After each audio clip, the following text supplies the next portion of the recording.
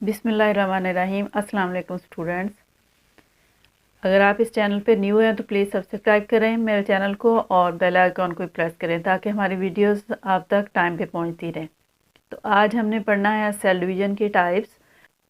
तो आइए स्टार्ट करते हैं types of the cell division. There are two type of the cell division, mitosis and meiosis.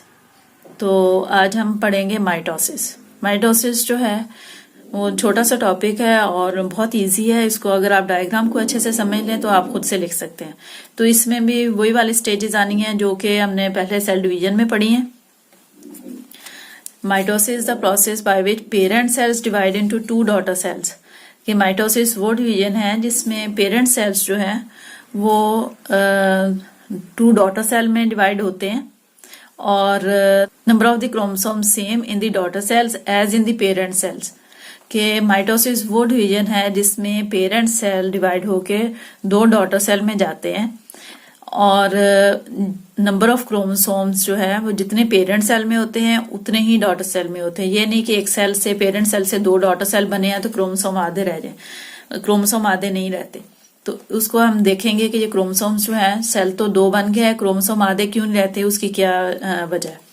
सबसे पहले इसमें आएगी इंटरफेस, वही सेल डिवीजन की तरह से। पहले आई इंटरफेस, फिर न्यूक्लियर डिवीजन, फिर साइटोकाइनेसिस। सबसे पहले हम पढ़ेंगे इंटरफेस। ये हमारे पास पेरेंट सेल है।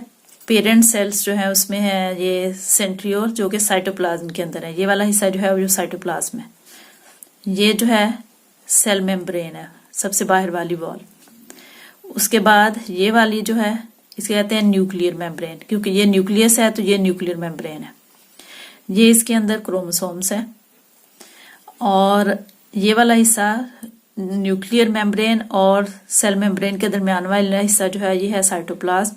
साइटोप्लाज्म के अंदर सेंट्रियोल्स है। ये है पेरेंट सेल। पेरेंट सेल में जब इंटरफेज आती है, डिवीजन से पहली जो स्टेज है वो इंटरफेज है। तो इंटरफेज में जो सेल है उसमें जो चेंज आती है वो ज्यादा चेंज न्यूक्लियस में आती है। तो न्यूक्लियस में जो क्रोमोसोम्स हैं उनकी कॉपी हो जाती है, वो डुप्लीकेट हो जाते हैं, उनकी कॉपी हो जाती है। मतलब यहाँ पे हमें सिंगल सिंगल नजर आ रहे हैं, यहाँ पे ये सारे डबल डबल हो जाएंगे, रहेंगे उतने ही। यहाँ पे 4 हैं तो 4 ही रहेंगे, 2 हैं तो 2 ही रहेंगे, 10 हैं तो 10 रहेंगे, जितने भी हैं उतने ही रहेंगे, लेकिन सबकी कॉपी हो जाएगी, सब डबल हो जाएंगे। तो जब डबल हो जाते हैं तो ये सेपरेट नहीं होते। 4 का मतलब ये नहीं कि ये 8 हो गए हैं, 8 हुए हैं लेकिन ये पेयर की फॉर्म में है, 4 ही हमें नजर आ रहे हैं, लेकिन ये डबल डबल हो गए हैं। ये दरमियान से जहां से ये एक पॉइंट से अभी जुड़े हुए हैं, अभी ये सेपरेट नहीं हुए, इनकी डुप्लीकेशन हुई है लेकिन दरमियान से अभी तक ये कनेक्टेड है। और दूसरा ये जो सेंट्रियोल है, सेंट्रियोल जो है वो अपने आप को इस तरह से अरेंज करता है कि इसकी ये जो ट्यूब्स हैं छोटी छोटी, ये वाली जो थी ये बढ़ के एक सेंट्रियोल से दूसरे तक जाती हैं। क्योंकि अब जो न्यूक्लियर मेम्ब्रेन थी इंटरफेस में ये रप्चर होना शुरू हो जाती है, ये ब्रेक होना शुरू हो जाती है। ये ब्रेक होगी, अब ये देखें ये दरमियान से ये खत्म हो गई है। आहिस्ता आहिस्ता ये सारी न्यूक्लियर मेम्ब्रेन खत्म हो जाएगी। तो ये जो क्रोमोसोम्स हैं जो डबल हुए हैं उन्होंने अपने आप को इन फाइबर्स के ऊपर अरेंज करना है, जिसको हम कहते हैं ये स्पिंडल्स हैं, इसके ऊपर अरेंज करेंगे। तो ये वाला पार्ट जिसमें पेरेंट सेल जो है वो उसके अंदर जो क्रोमोसोम है वो डुप्लीकेट हो जाते हैं, उनके कॉपी हो जाती है, और जो सेंट्रियोल्स हैं वो अपने आप को इस तरह से अरेंज कर लेते हैं, एक दूसरे से थोड़ा सा दूर होके तो अरेंज कर लेते हैं, और न्यूक्लियर मेम्ब्रेन जो है वो खत्म होना शुरू हो जाती है। तो इसको कहते हैं इंटरफेस। अब इंटरफेस में हमारे पास जो है वो 3 मेन पॉइंट आए हैं। क्रोमोसोम्स डबल हो गए, सेंट्रियोल ने अपने आप को अरेंज किया है, और जो न्यूक्लियर मेम्ब्रेन है वो ब्रेक होना शुरू हो गई है। अब उसके बाद जो नेक्स्ट फेज है हमारे पास वो है न्यूक्लियर डिवीजन। के क्रोमोसोम्स जो है जब ये वाली वॉल जो है मेम्ब्रेन ब्रेक हो जाएगी, जब न्यूक्लियर मेम्ब्रेन ब्रेक हो जाएगी तो फिर ये सारा प्रोसेस जो है वो उसके अंदर हो रहा है साइटोप्लाज्म के अंदर। तो साइटोप्लाज्म के अंदर जो है वो क्रोमोसोम्स जो है वो अपने आप को इन स्पिंडल्स के ऊपर अरेंज करेंगे। तो अब ये हमारे पास 2 सेंट्रियोल्स थे, ये स्पिंडल्स हैं, और सबसे पहले जो है ये देखें, ये जो सेंट्रियोल्स थे उन्होंने अपने आप को एक इस साइड पे आ गया और एक साइड पे आ गया। ये अपने आप को मैक्सिमम डिस्टेंस पे दो ऑपोजिट साइड्स पे जो अपने आप को अरेंज करते हैं इस तरह से। और जो क्रोमोसोम्स थे, वो जो डुप्लीकेट क्रोमोसोम्स थे ये वाले, उन्होंने स्पिंडल्स के ऊपर अपने आप को ऐसे अरेंज कर लिया। अब ये जो है ये न्यूक्लियर डिवीजन है।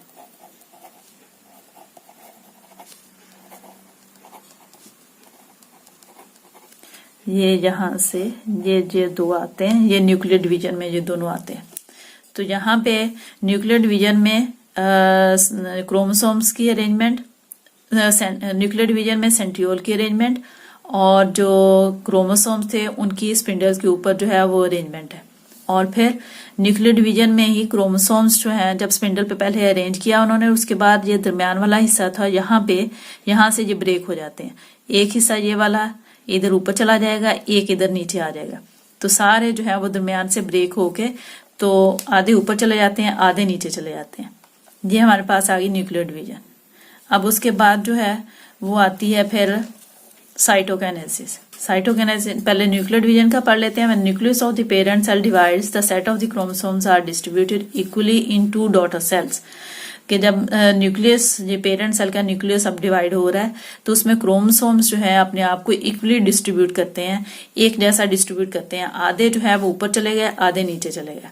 तो इक्वली उन्होंने 2 डॉटर सेल में डिवाइड होना है, तो इसलिए वो हाफ ऊपर हाफ नीचे चले जाएंगे। अब नेक्स्ट जो है वो आता है साइटोकाइनेसिस का। तो साइटोकाइनेसिस में क्या होता है, इस न्यूक्लियर डिवीजन के बाद साइटोकाइनेसिस आएगा। तो यहाँ पे after the nuclear division a shallow groove arises in the middle of the cytoplasm, कि ये साइटोप्लाज्म था और ये न्यूक्लियर मेम्ब्रेन जो थी वो, अब इसमें जब साइटोकाइनेसिस शुरू होता है तो जब ग्रूव बनना शुरू हो जाता है तो साथ साथ न्यूक्लियर मेम्ब्रेन भी बनना शुरू हो जाती है। अब देखें यहाँ पे बिल्कुल खत्म हो गई थी, अब यहाँ पे न्यूक्लियर मेम्ब्रेन बनना शुरू हो गई है।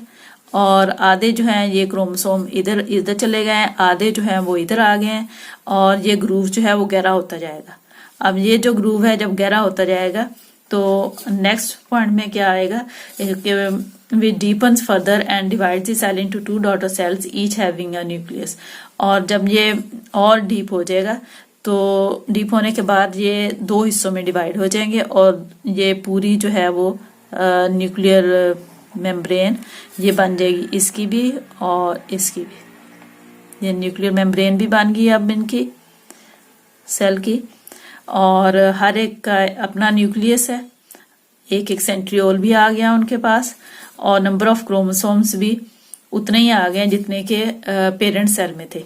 तो अब ये जो पेरेंट सेल था, माइटोसिस में क्या हुआ कि parent cell divides into 2 daughter cells in such a way that number of the chromosomes remain same as in the parent cells।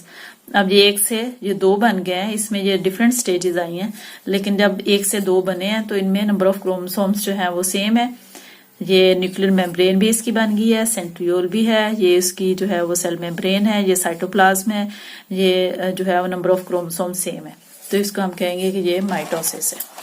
आप उर्दू में इसका देख लें कि सेल डिवीजन की कितनी एग्जाम में माइटोसिस और मियोसिस है। माइटोसिस में हम क्या पढ़ेंगे कि माइटोसिस सेल की तकसीम की वो किस्म है जिसमें एक सेल तकसीम होकर 2 डॉटर सेल में जाता है और क्रोमोसोम की तादाद पेरेंट सेल के बराबर होती है।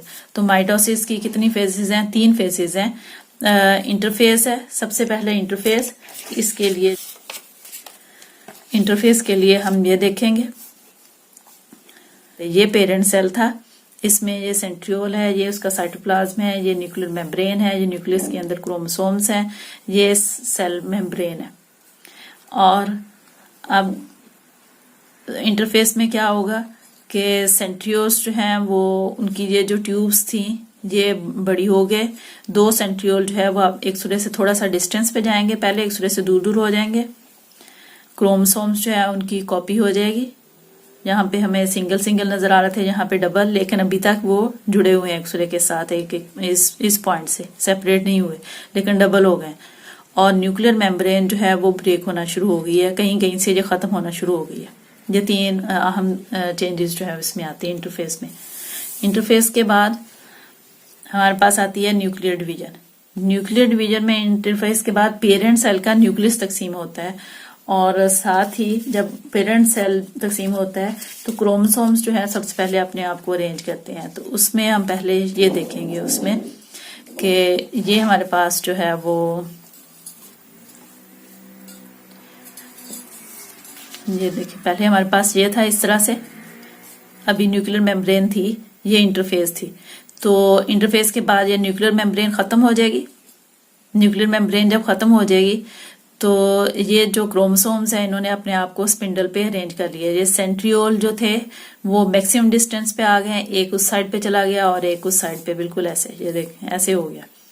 और जो क्रोमोसोम जो थे उन्होंने अपने आप को इन स्पिंडल्स पे अरेंज कर लिया। और इस अरेंजमेंट के बाद फिर नेक्स्ट जो आता है सेल का डिवीजन का, तो ये जो क्रोमोसोम्स थे इन्होंने यहाँ से ब्रेक होना है, दरमियान से इस पॉइंट से ब्रेक होते हैं। ये वाला आधा हिस्सा ऊपर को जाएगा और ये आधा हिस्सा ऐसे नीचे का आ जाए। सारे जो है इस पॉइंट पे डिवाइड होना शुरू हो जाएंगे। डिवाइड होने के बाद आधे जो है वो ऊपर चले जाएंगे और आधे जो है वो नीचे चले जाएंगे। ये हमारे पास आती है nucleus division, nuclear division. Nuclear division में न्यूक्लियस जो है वो डिवाइड होता है और न्यूक्लियस डिवाइड होने का मतलब है कि क्रोमोसोम असल में डिवाइड होते हैं। जो हमारे पास डबल बने थे अब ये सिंगल होने जा रहे हैं। अब इसके बाद हमारे पास आता है साइटोकाइनेसिस। साइटोकाइनेसिस में जो है वो सबसे पहले क्या होता है कि जो साइटोप्लाज्म है उसने डिवाइड होना है। इसका साइटोप्लाज्म में ग्रूव बनना शुरू हो जाता है और ग्रूव जो है वो गहरा होता जाता है। और ये देखें, ये हमारे पास जो थे वो ये आधा हिस्सा इसका जो है ऊपर चला गया था, आधा नीचे, और इसकी न्यूक्लियर मेम्ब्रेन फिर बनना शुरू हो गई है। क्रोमोसोम्स जो थे वो जितने पेरेंट सेल में थे, ये देखें उतने ही, ये 4 थे हमारे पास पेरेंट सेल में ये वाले, और इतने ही इसमें है। ये ग्रूव के अंदर ये न्यूक्लियर मेम्ब्रेन बनना शुरू हो गया। क्रोमोसोम ऊपर चले गए हैं न्यूक्लियर मेम्ब्रेन के अंदर, एक एक सेंट्रियोल है इनके पास। ये जो है वो साइटोप्लाज्म में हर एक का अपना ग्रूव गहरा होता जाएगा और आखिरकार ये ब्रेक होके ये वाला ग्रूव ये 2 डॉटर सेल में ये डिवाइड हो जाते हैं। और 2 डॉटर सेल्स जो हैं वो बिल्कुल पेरेंट सेल की तरह से होंगे। जैसा पेरेंट सेल में हमारे पास जो है वो हर एक का अपना अपना सेंट्रियोल है। अब डॉटर सेल जो 2 बने हैं उनमें से उनका अपनी न्यूक्लियर मेम्ब्रेन है। ये क्रोमोसोम्स हैं जितने पेरेंट सेल में थे अब सिंगल है। क्रोमोसोम पेरेंट सेल में सिंगल थे। और सेंट्रियोल है, ये साइटोप्लाज्म है और ये सेल मेम्ब्रेन है। तो हमारे पास जो है वो एक सेल से 2 डॉट एक पेरेंट सेल से 2 डॉटर सेल बने हैं। और ये इस तरह से 2 जो बने हैं कि इनमें नंबर ऑफ क्रोमोसोम्स जो है वो सेम है। तो इसको हम कहेंगे ये माइटोसिस है।